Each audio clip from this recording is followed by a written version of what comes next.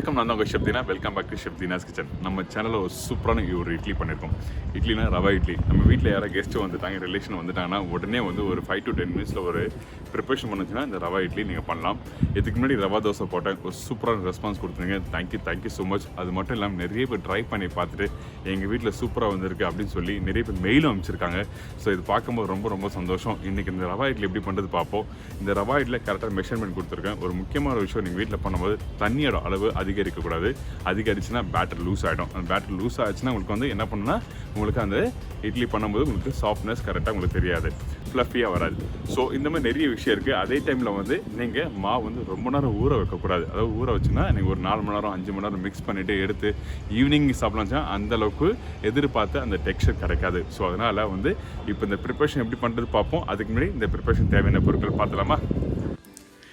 இப்போது ரவா இட்லிக்கு தேவையான பொருட்கள்: கீ 2 ஸ்பூன், இஞ்சி 1/2 ஸ்பூன், முந்திரி 1/2 ஸ்பூன், கருவேப்பிலை தேவையான அளவு, சீரகம் 1/4 ஸ்பூன், கடுகு 1/4 ஸ்பூன், கொத்தமல்லி தேவையான அளவு, மிளகு 1/2 ஸ்பூன், ரவை 1 கப்பு, தயிர் 1 கப்பு, உப்பு தேவையான அளவு, குக்கிங் சோடா சிறிதளவு, பெருங்காயம் சிறிதளவு.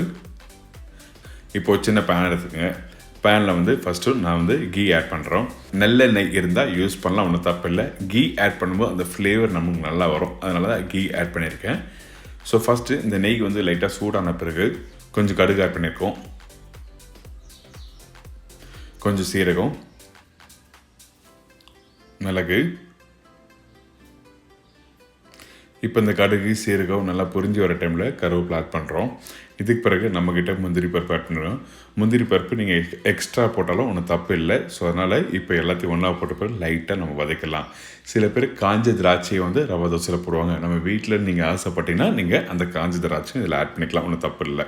இப்போ இதெல்லாம் நல்லா லைட்டாக சாத்தே பண்ணி முடித்த பிறகு இஞ்சி பொடிசாக கட் பண்ணி வச்சுருக்கேன். இஞ்சி ரொம்ப இம்பார்ட்டன்ட் இந்த ரவா இட்லிக்கு. ஏன் கேட்டிங்கன்னா, அந்த பேட்டரில் வந்து நீங்கள் ஃப்ரெஷ்ஷாக கட் பண்ணி வச்சுருக்க இஞ்சிக்கு போட்டு நல்லா மிக்ஸ் பண்ணிவிட்டு அந்த ஸ்டீம் பண்ணி நீங்கள் சாப்பிடும்போது ஸ்லைட்லி ஃப்ளேவர் வரும் பாருங்கள், சூப்பராக இருக்கும். இப்போது 1 கப்பு ரவை ஆட் பண்ணியிருக்கேன். இப்போது சின்ன மெஷர்மெண்ட் சொல்லிடுவோம். எந்த கப்பில் நீங்கள் ரவை எடுக்கிறீங்களோ அதே கப்பில் தயிர் இருக்கணும், அதே கப்பில் 3/4 அளவு தண்ணி ஆட் பண்ணியிருக்கணும் நீங்கள் பேட்டரி மிக்ஸ் பண்ணும்போது. ஸோ இது ரொம்ப இம்பார்ட்டன்ட். நீங்கள் வீட்டில் ஆட் பண்ணும்போது அந்த பேட்டரி வந்து நீங்கள் தண்ணி அதிகமாக ஆட் பண்ணால் நல்லா இருக்காது, அதே டைமில் கம்மியாக ஆட் பண்ணாலும் உங்களுக்கு கெட்டியாக இருந்தாலும் நல்லா இருக்காது. ஸோ அதனால் எந்த கப்பு யூஸ் பண்ணீங்களோ அந்த கப்பை பேஸ் பண்ணி பண்ணுங்கள் வீட்டில். பெருங்காயம் சிறிதளவு,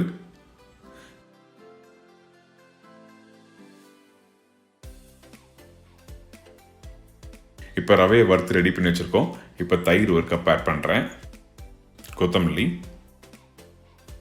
இப்போது இந்த குக்கிங் சோடா மாவு கொஞ்சம் ஆட் பண்ணுறோம். சோடா மாவு லைட்டாக சிறிதளவு மட்டும் போட்டால் போதும். எங்கன்னா அதிகமாக போட்டிங்கன்னா உங்களுக்கு வந்து சம்டைம் வந்து புளிப்பும், இல்லைன்னா அந்த ரொம்ப ஃப்ளஃபியான நல்லா இருக்காது. ஸோ இதுக்கப்புறம் உப்பு ஆட் பண்ணியிருக்கோம்.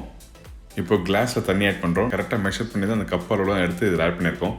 இப்போ இந்த பேட்டரில் வந்து இந்த தயிர், இந்த மாவு, அதாவது இந்த ரவை எல்லாத்தையும் நம்ம நல்லா போட்டு நல்லா மிக்ஸ் பண்ணுங்கள்.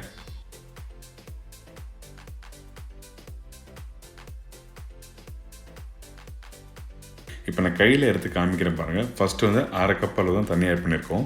இப்போ வந்து இந்த மாதிரி பேட்டர் கொஞ்சம் திக்காக இருக்குது, உங்களுக்கு காமிக்கிறதுக்காக மட்டும்தான் ஆட் பண்ணுறோம். இது மாதிரி திக்காக இருந்தால் இட்லி எடுத்து ஊற்றும் போதோ ஸ்டீம் பண்ணி எடுக்கும்போது நல்லா இருக்காது, கொஞ்சம் கெட்டியாக இருக்கும். அதனால் இன்னும் 1/4 மடங்கு தண்ணி அளவு அதிகரிச்சிருக்கேன். இப்போ அதிகரித்த பிறகு உங்கள் பாருங்கள் நல்லா மிக்ஸ் பண்ணுறேன். கொஞ்சம் லைட்டாக எடுக்கும்போது அந்த பேட்டர் வந்து கொஞ்சம் செமி அந்த அளவுக்கு இருந்தால் தான் நல்லாயிருக்கும். பார்த்தீங்களா, நீங்கள் வீட்டில் எப்படி இட்லியுமே வரைப்பீங்களோ அந்த பக்குவம் தெரியல, அதே பக்குவம் இதில் இருக்கணும் கரெக்டாக. இப்போ இந்த இட்லி தட்டில் கொஞ்சம் லைட்டாக ஆயில் அப்ளை பண்ணி வச்சுருக்கோம். இதுக்கப்புறம் கையிலே எடுத்து நான் ப்ளேஸ் பண்ணுறேன். இன்னொரு முக்கியமான விஷயம், நீங்கள் தட்டு எந்த அளவு சைஸோ அந்த அளவுக்கு கரெக்டாக நீங்கள் பேட்டர் ஆட் பண்ணுங்கள். ரொம்ப அதிகமாக இட்லி மாவு ஆட் பண்ணாலும் உங்களுக்கு ஸ்டீமிங் அளவு அதிகரிக்கும். அந்த ஸ்டீமிங் அளவு அதிகரிக்கும் போது உங்களுக்கு வந்து அந்த இட்லியோட கலர் வந்து மாறும். ஸோ சம்டைம் வந்து என்ன ஆகுன்னா, அந்த இட்லி கலர் மாற அந்த ஸ்டீமிங் அதாவது இட்லி செட்லேருந்து நீங்கள் எடுக்கும் போது உங்களுக்கு வந்து 2 நிமிஷத்துலேயே உங்களுக்கு ட்ரை ஆகிடும். ஸோ இந்த மாதிரி சின்ன ப்ராப்ளம் வரும். அதனால் கரெக்டாக நீங்கள் வீட்டில் நீங்கள் பண்ணும்போது கரெக்டாக ஸ்டீமிங் டைம் ரொம்ப இம்பார்ட்டன்ட். இப்போது ரெடி ஆகிடுச்சு. இப்போ சின்ன மூடி போட்டு நம்ம க்ளோஸ் பண்ணிடலாம். அந்த ஸ்டீமிங் டைம் ரொம்ப இம்பார்ட்டன்ட் சொன்னோம் பார்த்தீங்களா. கரெக்டாக 7 to 8 மினிட்ஸில், அதாவது 7லேருந்து 8 நிமிஷம் கரெக்டாக நீங்கள் ஸ்டீம் பண்ணி எடுத்துடணும். அதிகபட்சம் ஒரு 9 நிமிஷம் விடலாம்.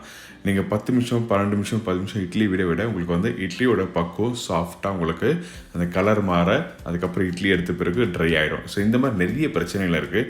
இப்போ சாஃப்டாக இந்த ரவை இட்லி ரெடி ஆகிடுச்சு. இப்போ தொட்டு பார்க்குறேன். இப்போ அந்த தட்டு நல்லா சூடாக இருக்குது. அதனால் கொஞ்சம் லைட்டாக தண்ணி தெளிச்சுட்டு அதுக்கப்புறம் பண்ணுறோம். நீங்கள் வீட்டில் இட்லி துணி இருந்தால் யூஸ் பண்ணலாம், ஒன்றும் தவறே இல்லை, கண்டிப்பாக யூஸ் பண்ணுங்கள். அதுக்கப்புறம் வந்து இப்போ அந்த இட்லியை 1 by 1 நம்ம எடுத்துடலாம். பார்த்திங்கன்னா நல்லா சாஃப்டாக மேலே அந்த இட்லி எடுக்கும்போது அந்த ஃபினிஷிங் கொஞ்சம் லைட்டாக பொரியாக இருக்கும். ஸோ அப்படின்னா இட்லி நல்லா வந்திருக்குன்னு அர்த்தம். இப்போ நான் ரெடி பண்ண இட்லியை உங்களுக்கு காமிக்கிறேன் பாருங்கள். நல்லா சூடாக இருக்கா, அந்த ஸ்டீமிங் வருது பார்த்தீங்களா, அந்த ஸ்டீம் ஆகும்போது அந்த இட்லியோட உள்ளே பாருங்கள். இட்லி கொஞ்சம் ஆடாக இருந்தால் இந்த மாதிரி சாஃப்டாக வராது. ஸோ ரொம்ப ரொம்ப இம்பார்ட்டன்ட். நீங்கள் வீட்டில் பண்ணும்போது இட்லி கொஞ்சம் லைட்டாக ஆடாதுன்னா உங்களுக்கு வந்து இந்த மாதிரி இட்லி சாஃப்டாக வரும். அதுக்கு வந்து தண்ணி அளவு கம்மியானாலும் உங்களுக்கு நல்லா இருக்காது, தண்ணி அளவு அதிகமானாலும் நல்லா இருக்காது. ஸோ அதனால் வீட்டில் பண்ணும்போது உங்களுக்கு கரெக்டாக பார்த்து பண்ணுங்கள். இப்போ ஒரு அருமையான ரவா இட்லி ரெடி ஆயிடுச்சு. என்னங்க, இந்த ரவா இட்லி எப்படி பண்ணுறது எல்லாருக்கும் ஈஸியாக தெரிஞ்சிருக்கும். கண்டிப்பாக வீட்டில் ட்ரை பண்ணி பாருங்கள். ட்ரை பண்ணி பார்த்துட்டு இதுக்கு அதோட ஃபீட்பேக் கொடுங்க. இதே மாதிரி நாளைக்கு ஒரு சுவையான சூப்பரான டிஷ்ஷை சந்திக்கிறேன். அது வரை உங்கள் இடமிருந்து விடுப்பது உங்கள் chef Deena. See you, bye. Take care.